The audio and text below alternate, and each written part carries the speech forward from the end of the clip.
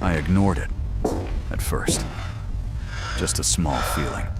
Something deep inside me, quietly warning me, don't do it. But I pushed it away, like it didn't matter at all. It wasn't loud. It wasn't clear. But it was there, like a voice without sound, telling me to stop, to turn back. But I didn't listen. And that was my first mistake. It wasn't loud. It wasn't clear. But it was there, like a voice without sound, telling me to stop, to turn back. But I didn't listen. And that was my first mistake. And then, I made the choice. The one I wish I could take back. The one moment where everything changed, and nothing would ever feel normal again. The second I stepped inside, the air felt different. Colder, heavier, like I had walked into something that had been waiting for me to enter. I stopped moving, my body frozen, every instinct screaming at me to leave. But I couldn't. It felt like something invisible was holding me in place. The silence was unbearable, not empty, but heavy, like the room was alive, watching me, waiting for something to happen, something I wasn't ready for.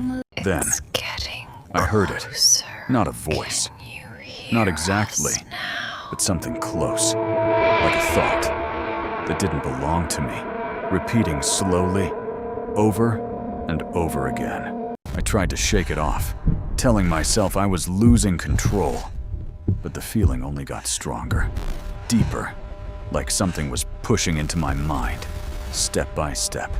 That's when I realized I had ignored the warning, and now, whatever I had stepped into wasn't going to let me leave. Not so easily. My chest tightened as the air grew colder, heavier, like something unseen was getting closer, step by step, and I could feel it. Even without seeing anything at all, I slowly turned around, expecting nothing, hoping nothing. But deep inside, I already knew I wasn't alone in that room anymore. The corner of the room looked darker than before, unnaturally dark, like the light itself was being swallowed, and something inside it was watching me. I couldn't move, couldn't speak, my body frozen. As that feeling grew stronger, like an invisible presence standing right behind me, waiting. Then suddenly, my phone vibrated again, breaking the silence, and I looked down, almost afraid of what I might see next. The screen lit up, and a message appeared. Received. Not from any app, not from any number, just words, forming slowly, right in front of my eyes. It said, "You were warned."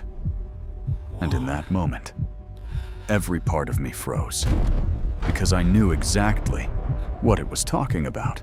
I felt a wave of fear, unlike anything before. Not panic, not shock, but something deeper, something that felt final. I tried to step back, but my legs wouldn't move, like something invisible was holding me there, forcing me to face what was coming next. And then I heard it again, clearer this time, not in the room, but inside my head. A voice. That wasn't mine. The voice was calm, too calm, and it said my name, slowly, like it had known me for a very long time, longer than it should have. I tried to deny it, tried to fight it, telling myself this wasn't real.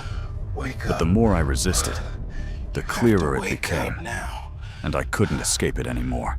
Then it said something that made my entire body go cold. Something only I would know. Something I had never told anyone, not even once. In that moment, I realized this wasn't just fear. This wasn't imagination. This was something real, something that had been watching me, for longer than I understood.